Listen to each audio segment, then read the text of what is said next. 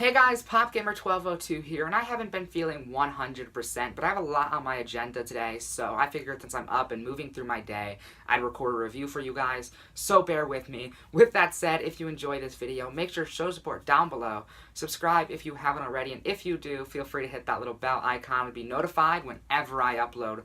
Also, check out my Letterboxd account in the description below.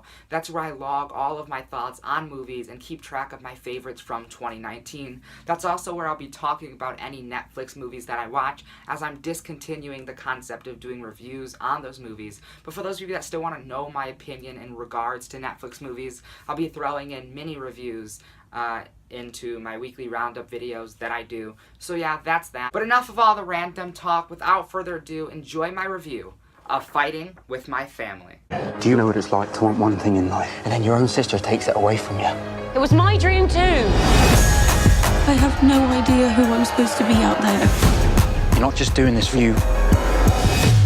You're doing it for the family. Fighting with My Family is a biopic that follows the true story of WWE Superstar Paige and her rise from wrestling with her family in a small town in England to following her dreams and becoming a WWE superstar. This was the first official release off of my top 10 most anticipated movies of 2019 list, and I'm proud to say that it lived up to every expectation that I had. It brought the heart, the laughs, the wrestling, everything that I wanted in this movie was there, plus so much more. In fact, this may end up being one of my favorite biopics of all time.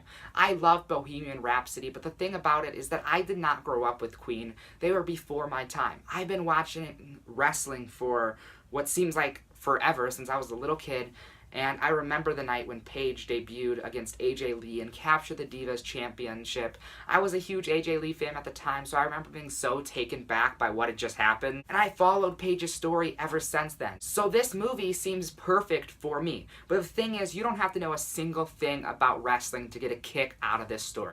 And that's how well made it was. For a WWE Studios movie, this was such a good experience. Produced by Dwayne Johnson, written and directed by Stephen Merchant, who's phenomenal at what he does. The script was amazing, and there were some really good visual and directing choices scattered throughout this movie. Florence Pugh as Paige. If that didn't work, this movie didn't work, and I'm proud to say that it definitely worked.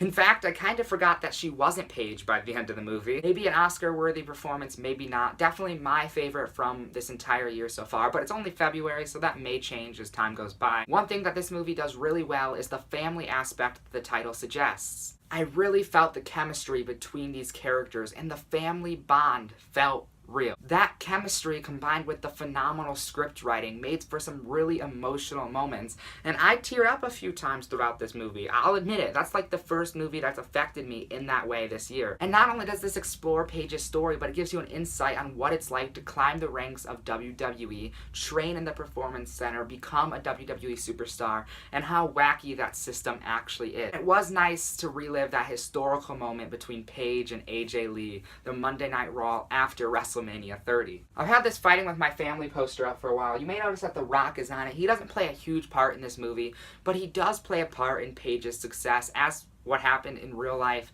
So I've enjoyed that part of the story, even though he wasn't there for long. He still brought a lot of entertainment. Nick Frost, I don't watch a lot of his movies. I love Shaun of the Dead and that whole trilogy, but he was amazing in this movie. The entire cast was amazing. And there are only so many ways you can go about telling a story like this, so it does follow kind of a cliche path, but it delivers it well, so I'm perfectly fine with that. In fact, this is a biopic. There's gonna be inaccuracies in this story, but they don't take away from the story that they're trying to tell.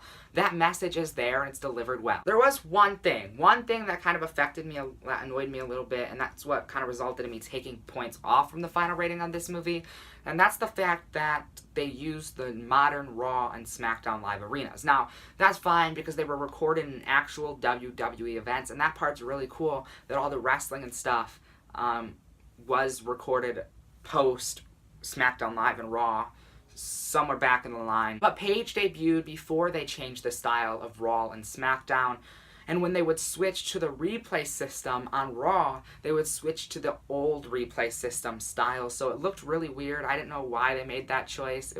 It kind of threw me off a bit, only because I'm a wrestling fan, but if you're not a wrestling fan, you're not going to care at all. Just from my point of view, it annoyed me a little bit. The heartwarming aspect of this story really threw me off. I didn't expect to feel bad for these characters. I didn't expect the reality that this story put out there, and I had a great time with it. With that said, I'm giving Fighting With My Family a 9.5 out of 10 on the rating scale. That actually puts it at my highest rated movie so far on YouTube, which is crazy. I really loved it. Definitely my favorite movie so far this year. It's an amazing experience. I definitely recommend it. There you guys have my review of Fighting With My Family. Have you seen it? If you have, let me know what you thought about it in the comments below. If you haven't, like I said, I definitely recommend it. Go check it out, then come back and let me know your thoughts. If you enjoyed, make sure to show support down below and follow me on Twitter at PopGamer1202. All that fun stuff. Bye!